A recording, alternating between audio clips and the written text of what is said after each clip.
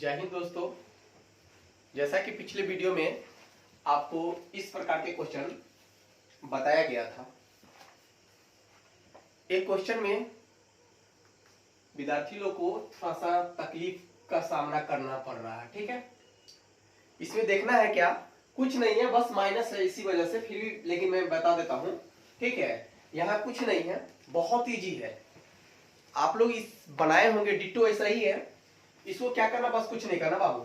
T1 है, ये T2 है, ये T3 है और ये T4 मान लेते हैं, इसको T5 मान लेते हैं, इसको T6 मान लेते हैं। बाबू यहां पर क्या है, T1 का मान कितना है? अरे T1 का मान कितना है? तो देखो सॉल्यूशन करेंगे और T1 का वैल्यू कितना है, T1 का, तो T1 बराबर कितना है, -4। हम बताए थे रे बाबू, T1 का वैल्यू जो होता है वो क्या, T1 बराबर होता है A, तो A का A इक्वल टू कितना हो गया, -4 हो गया। और बताओ T2 क्या है, वाट, क्योंकि T2 क्या है, बक्सा है, बक्सा में कुछ नहीं है, कोई कुछ नहीं। T3 क्या है, वाट। T4 क्या है, ये भी वाट। T5 क्या है, ये भी वाट है। तो बताओ T6 क्या है, और लेकिन T6 क्या है, T6 बराबर 6 है। तो बताओ यहां से क्या हो गया, A plus 5D, A plus 5D बराबर क्या हो गया, 6 हो गया। अरे समझ रहा है क्या हो गया, A प्लस 5D बराबर 6। आप देख रहे बाबू, यहां से मान लेते समीकरण 1 मान लेते, तो ठीक है। तो देखो एकदम इजी है, देखो ना, अब यहां से A बराबर -4 है। अरे A बराबर -4 है ना, है तो A बराबर -4 यहां पर डाल दो। रेस बाबू देखो ना, A बराबर -4 यहां डाल दिए, आप प्लस 5D इक्वल टू 6। देखो ना -4, अब देखो ना यहां से 5D का मान निकालेंगे तो इस 5D को इसे पकड़ लेंगे, इसको क्या करेंगे, इस बकलोल को क्या करेंगे, इस यहां से उठा के इधर लेके चले जाएंगे। तो बताओ -4 है तो उधर जाएगा तो क्या होगा, +4 हो जाएगा।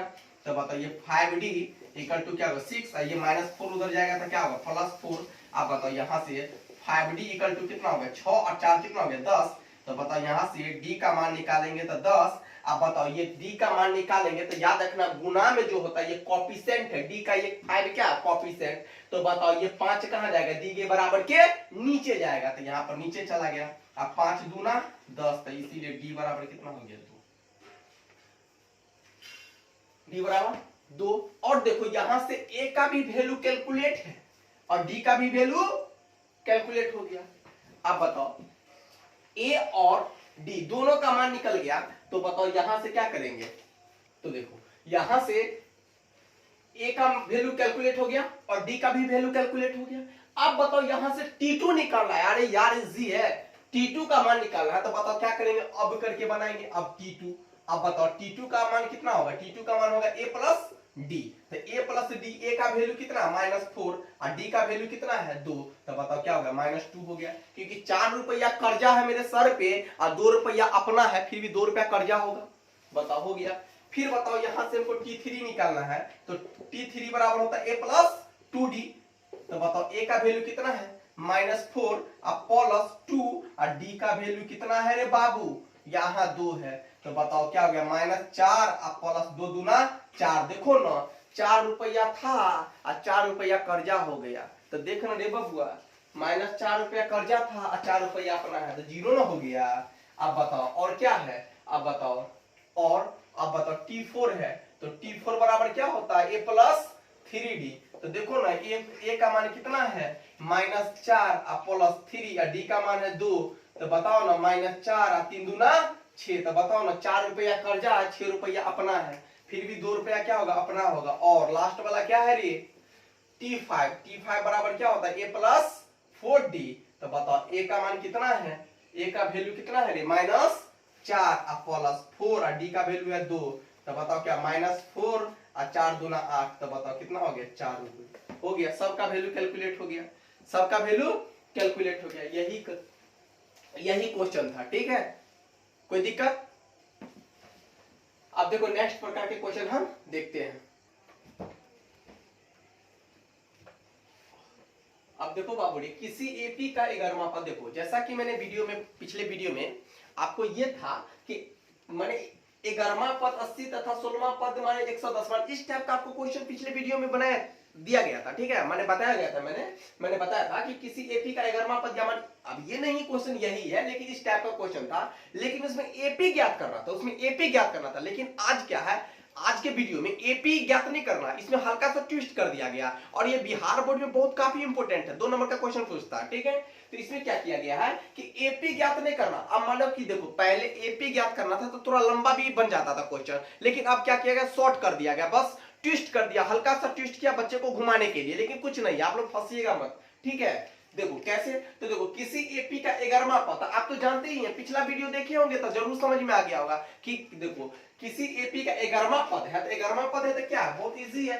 अब बता 11वां पद है तो इसका मतलब क्या है, यहाँ पे ध्यान देंगे, दिया हुआ है, अब दिया हुआ है तो क्या करेंगे, दिया हुआ क्या दिया हुआ है बताओ, 11वां पद मान T11 बराबर क्या है 80, तो बताओ क्या होगा बाबू रे, a प्लस 10d, देखना रे बउआ, a प्लस 10d बराबर कितना है 80, तो इसको समीकरण 1 मान लो, समीकरण 1 हो गया। फिर क्या करता तथा 16वां पद कितना है 110, तो बताओ क्या हो गया, और T16 बराबर कितना है 110, तो बताओ क्या हो गया a प्लस 15d, तो बताओ a प्लस 15d बराबर कितना है 110 हो गया, इसको समीकरण 2 मान लेंगे।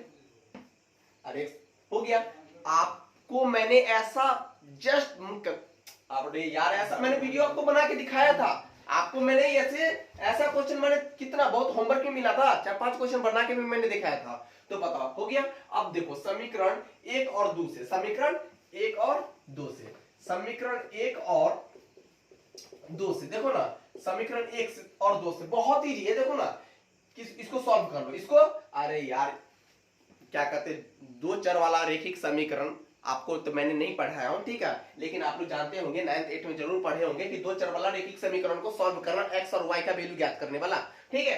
तो यहां से हम क्या कर लेंगे, a प्लस कितना है 10d इक्वल टू कितना 80, और यहां पर क्या है a plus 15d equal to कितना 110। अब देखो यहां से क्या होगा माइनस, ये प्लस है तो माइनस, ये प्लस है तो माइनस, ये कट गया।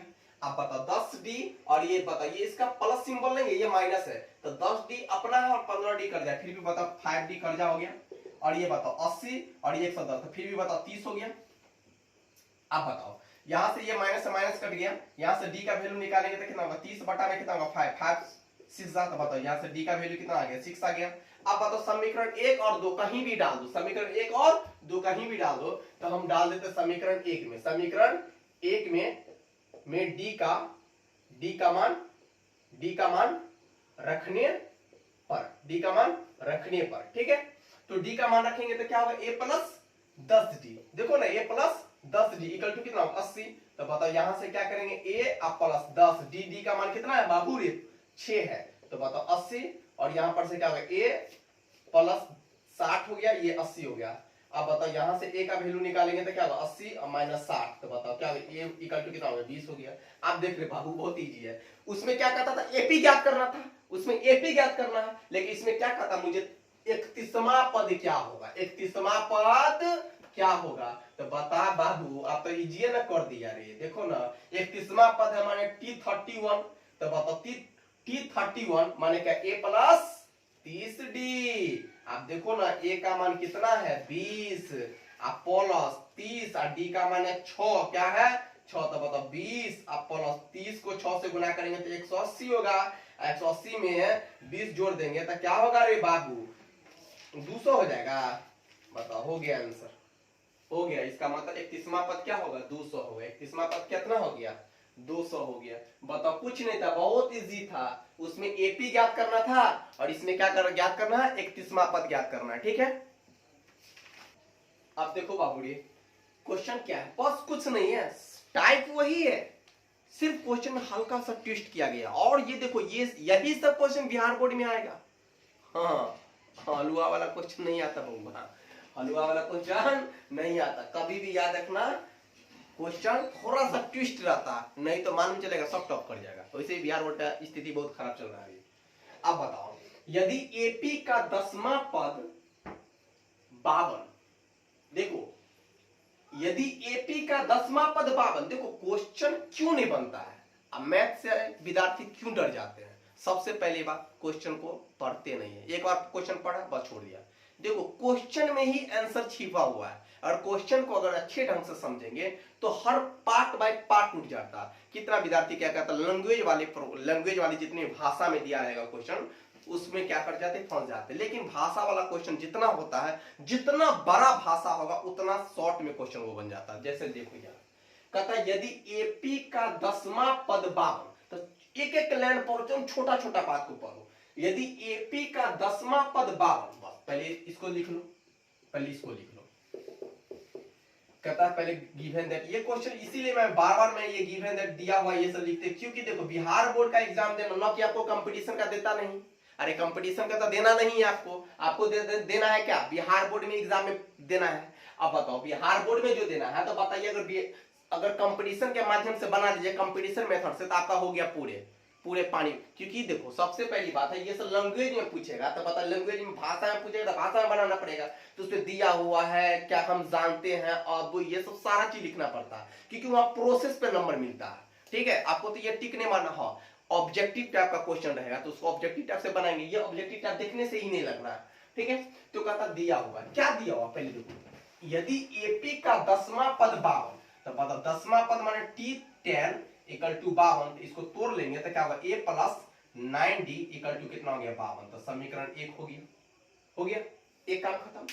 और कहता है 17वां पद 13वें पद से 20 अधिक है। मान लो कि देखो ध्यान से, हम कह दिए कि मेरा उम्र, मान ले इसको, मान लिए एक, ये भी एक मान लो कि ये एक मान लेते हैं, ये लड़का है, ठीक है, इसका नाम है मान लो कि मोहन नाम है, तो मेरा उम्र मोहन की उम्र से 10 अधिक है, मेरा उम्र मोहन की उम्र से 10 अधिक है। इसका मतलब मेरा माने राजीव सर, राज हो गया मान लो, बराबर होगा मोहन से 10 अधिक है, ऐसा लिखेंगे कि नहीं? अरे बोले ना कि मेरा उम्र मोहन की उम्र से 10 अधिक है, तो मोहन में 10 जोड़िएगा ना, तब ना मेरा उम्र होगा। तो उसी प्रकार से देखो यहां क्या है क्वेश्चन, यहां क्या है, कहता है 17वां पद, क्या कहता और देखो बहुत इजी है बाबू, बहुत इजी। 17वां माने T17 बराबर हो गया, देखो 13वें पद से माने T13 से कितना अधिक, 20 अधिक। अरे बाबू मान लो कि 17वां पद राजीव सर है, हम है, और बताओ 13वां पद क्या है, मोहन है, तो बताओ राजीव सर जो होगा, राजीव सर 13वें पद से 20 अधिक होगा, तो इसका मतलब क्या होगा बताओ, 17वां पद 13वें पद से 20 अधिक है, माने कि देखो है ना, राजीव सर मोहन से 20 अधिक है। अरे समझ में आया, तो देखो क्या हो गया 17वां पद, अरे यार बार बार मैं कहता बहुत इजी है, 17वां पद 13वें पद से 20 अधिक है, माने मेरा उम्र मोहन की उम्र से 20 अधिक है, तो मेरा उम्र बराबर मोहन की उम्र में 20 जोड़ देंगे, तो उसी प्रकार बताओ 17वां पद 13वें पद से 20 अधिक है, इसका मतलब है 13वें पद में अगर 20 को जोड़ देंगे तो 17वां पद अकेला होगा, अकेला, तो बताओ अकेला एकदम पूरे पावरफुल है वो, तो बताओ क्या होगा, 17वां पद क्या होता है, a प्लस 16d, और 13वें पद क्या होता है, a प्लस 12d और प्लस 20। देखो ना बाबू ये सब पूरे बताए हैं, देखो 17वां पद माने कि a प्लस 16d घटा के चलो ना, 13वां पद माने a प्लस 12d। आप देखो ना रे बाबू, बराबर में याद रखना, बराबर में इधर बराबर है, अब बराबर में उस साइड का भी और इस साइड का भी अगर डिट्टो सेम चीज मिल जाए तो याद रखना कट जाता है। अगर मान लो उधर भी x है इधर भी x है, लेकिन x उधर भी पॉजिटिव होना चाहिए इधर भी पॉजिटिव होना चाहिए, तो x कट जाएगा, लेकिन इधरो x है उधरो x है, लेकिन उधर निगेटिव में है इधर पॉजिटिव में है, तो कटेगा नहीं। तो देखो इसी, अब देखो इसमें देखो यहां भी a है यहां भी a है, लेकिन यहां भी पॉजिटिव यहां भी पॉजिटिव, इसका मतलब ये क्या हो गया, कट गया। अब देखो यहां d है लेकिन यहां भी d है कितना बगलोला कहेगा, सॉरी यहां भी तो कट जाएगा d, अरे पागल, यहां देखो यहां 16d है यहां 12d है, इक्वल है, यहां पर क्या है 16 को बताओ डॉग है, यहां 12 को डॉग है, बराबर है नहीं है तो बताओ 16d और इसको 12d, तो इधर क्या करेगा -12d इक्वल टू कितना हो गया 20। तो बताओ क्या होगा, 16 को डी में से 12 को डी जाएगा तो कितना हो गया 4 को डी इक्वल टू कितना होगा 20। अब बताओ यहां से डी का वैल्यू निकालेंगे तो कितना होगा 20 बट्टा में 4, 4 से काटेंगे 4 पंचे 20। बताओ डी का वैल्यू निकल गया 5। आप देखो ना समीकरण 1 में डाल दो, समीकरण 1 से समीकरण 1 में डी का मान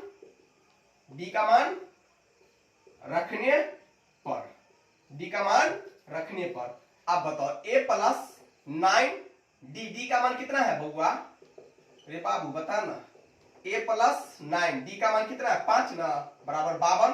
तो बताओ क्या हो गया, यहां देखो यहां नहीं दिखेगा आप लोग को, क्या होगा a अब प्लस 9 5 45 इक्वल टू 52। अब बताओ यहां से क्या होगा a इक्वल टू 52 और माइनस 45, बताओ ना a इक्वल टू कितना हो गया रे 7 हो गया। बताओ a का वैल्यू कितना हो गया 7 हो गया, a का वैल्यू कितना हो गया 7 हो गया। अब बताओ AP ज्ञात करना है, AP ज्ञात करना था। बताओ अब AP, अब हम देखते AP ज्ञात करना था, a plus d a plus 2d इसी प्रकार डॉट डॉट था। a का मान कितना है 7 और a का मान 7 और d का मान 5, तो 7 5 12। अरे यार मैं 12 कितना बार बताऊं इसीलिए मैं डायरेक्ट बना देता हूं, ठीक है। a का मान 7 और डी का मान कितना 5, तो बताओ क्या होगा 5 देंगे तो 5 दूना 10 और 10 में a का मान कितना 7, 10 और 7 17।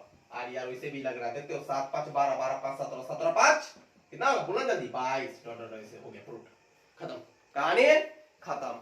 यही के लिए तुम लोग क्या अफवाह उड़ाया था कि बहुत भारी है क्वेश्चन, ठीक है। अब देखो नेक्स्ट टाइप का क्वेश्चन देख लो। अब देखो बाबू ये क्वेश्चन देखो, बस कुछ नहीं है, जितना मैं क्वेश्चन में आज बता रहा हूं सब में थोड़ा ना थोड़ा सा ट्विस्ट है, ठीक है। मैं इसीलिए बता रहा हूं क्योंकि आप लोग फंसेंगे नहीं, क्योंकि ये सब क्वेश्चन क्या होता है ये सब एग्जाम में पूछा जाता है और यही सब क्वेश्चन आएगा, ठीक है।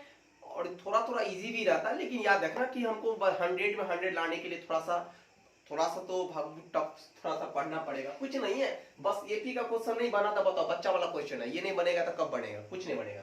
तो बताओ कहता है एपी का 5, 15, 25, 35 डॉट डॉट डॉट डॉट का कौन सा पद उसके 31वें पद से 130 अधिक है।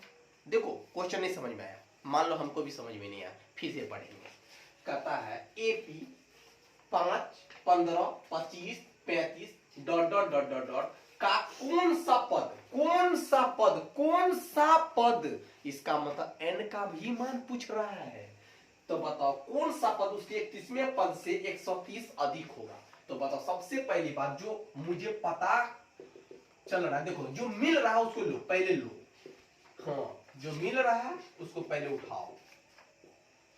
बताओ क्या है दिया हुआ है, a का वैल्यू कितना है 5, a का वैल्यू तो निकल जाएगा रे बाबू, पहले जो आता है वो तो a का वैल्यू होता है 5 और d का वैल्यू तो निकाल ही ले, तो अगला में से पिछला, तो 15 में से 5 घटाएंगे तो कितना होगा, डायरेक्ट 15 में से 5 गया तो कितना हो गया 10 हो गया। d का भी वैल्यू निकल गया, a का वैल्यू कैलकुलेट कर दिए, d का भी वैल्यू कैलकुलेट हो गया। अब बताओ मान लेते हैं कि माना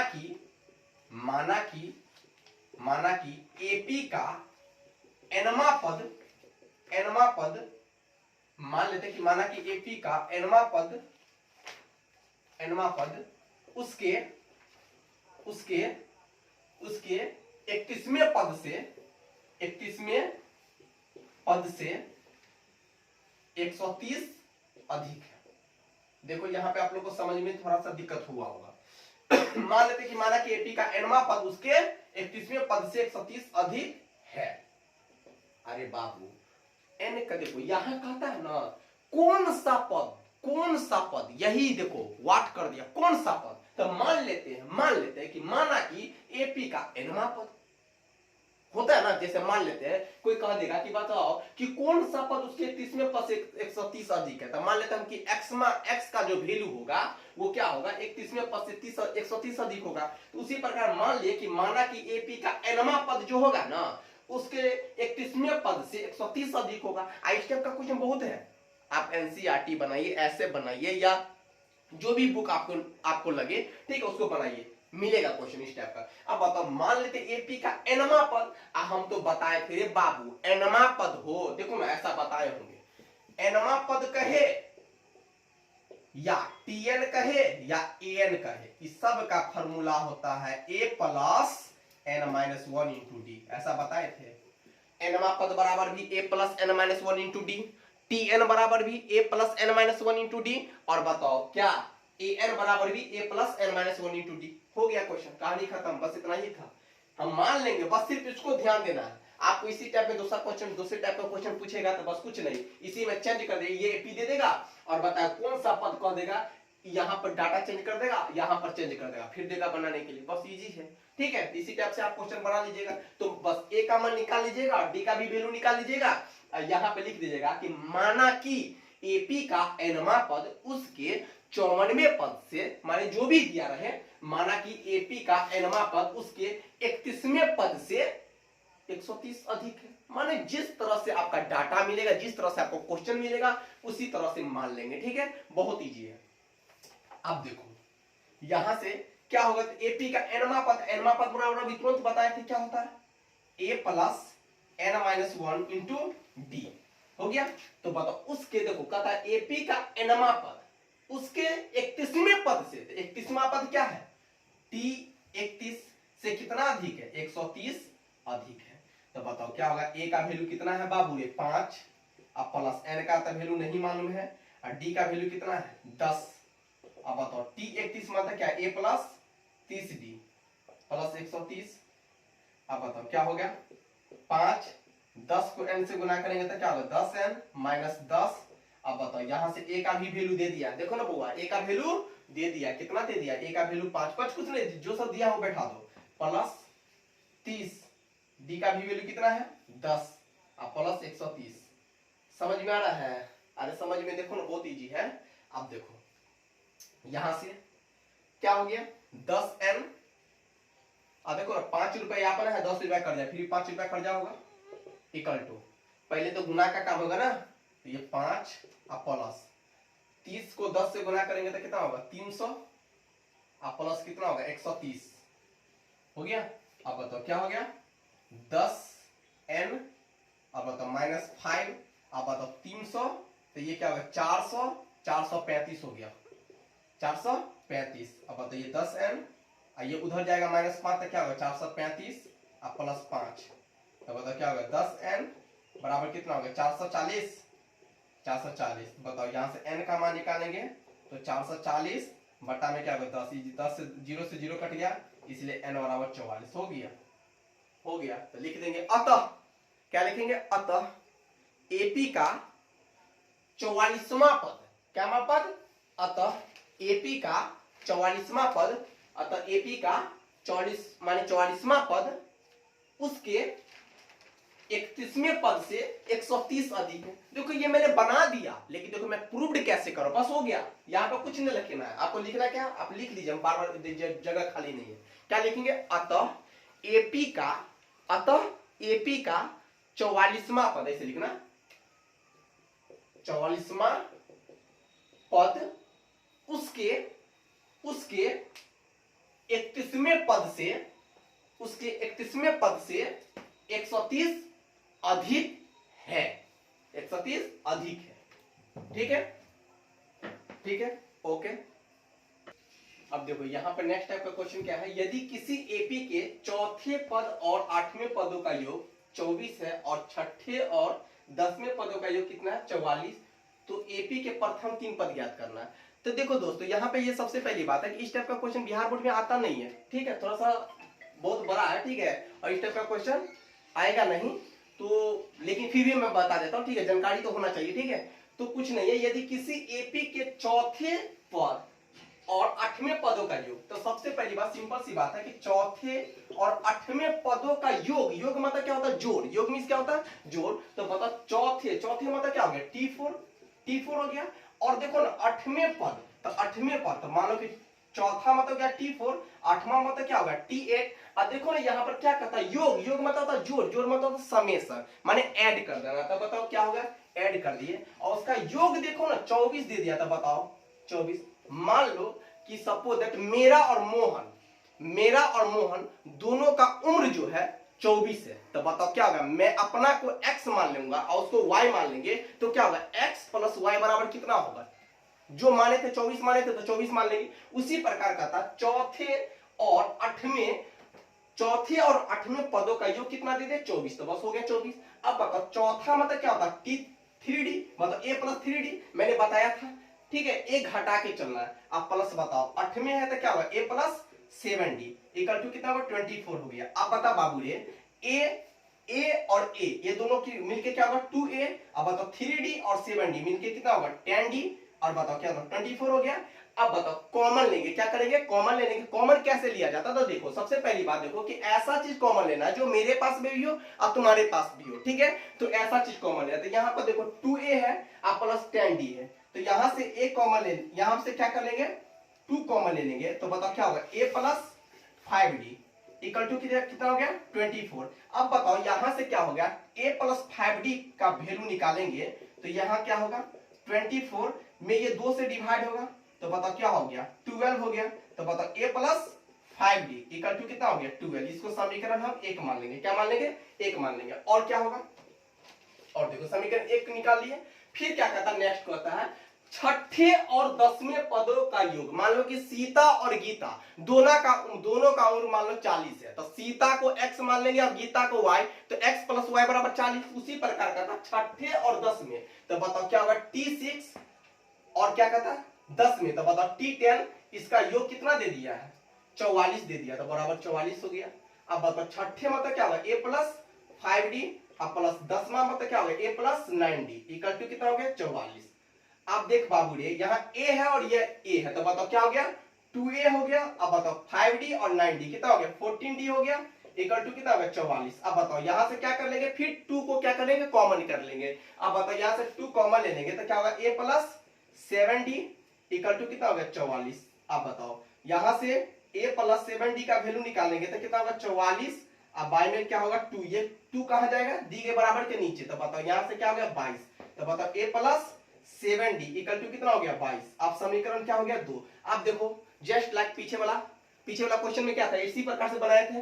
अब बताओ समीकरण 1 और 2 को क्या कर लेंगे सॉल्व कर लेंगे, तो बताओ हमको प्रथम एपी के तीन पद निकालना, तो बताओ हम ये क्वेश्चन मिटा लेते हैं क्योंकि बताओ बोर्ड खाली नहीं है। अब देखो अब सबसे पहली बात है, अब देखो हम समीकरण 1 और 2 से सॉल्व करते हैं, समीकरण 1 और 2 को सॉल्व करते हैं। समीकरण 1 और 2 से, समीकरण 1 और 2 से बताओ क्या है a plus 5d equal to कितना है 12, और क्या है a plus 7d equal to कितना है 22। अब बताओ क्या हो गया, ये प्लस है तो माइनस, ये प्लस है तो माइनस, ये प्लस है तो माइनस, देख रहे बाबू ये कट गया। अब बताओ 5d अपना और 7d कट जाता, बताओ फिर भी क्या होगा 2d कर्जा हो गया। अब बताओ 12 रुपया अपना 22 रुपया कर्ज जाता, बताओ कितना हो गया, फिर भी हो गया 10 रुपया कर्जा हो गया, ये कर्जा से कर्जा कट गया। बताओ यहाँ से डी का वैल्यू निकालेंगे तो क्या होगा 10 में 2 से भाग देंगे तो 2 पंचे 10, इसीलिए डी बराबर कितना हो गया 5 हो गया। अब देखो ना समीकरण 1 और या 2 या कहीं भी आप वैल्यू पुट कर दीजिए, समीकरण 1 या 2 में डी का वैल्यू कैलकुलेट कर दीजिए, तो बताओ क्या होगा समीकरण 1 में डी का मान रखने पर बताओ क्या हो गया, समीकरण 1 क्या है a plus 5d equal to कितना 12। अब बताओ यहां से क्या होगा a प्लस 5 d का वैल्यू कितना है 5 इंटू 5 इक्वल टू कितना होगा 12 हो गया। तो बताओ क्या होगा a प्लस 5 25 हो गया इक्वल टू 12 हो गया। तो यहां से a का मान निकालेंगे तो क्या होगा 12 में से 25 घटा देंगे, इसको जो इधर जाएगा तो ये प्लस है तो इधर जाएगा तो माइनस हो गया।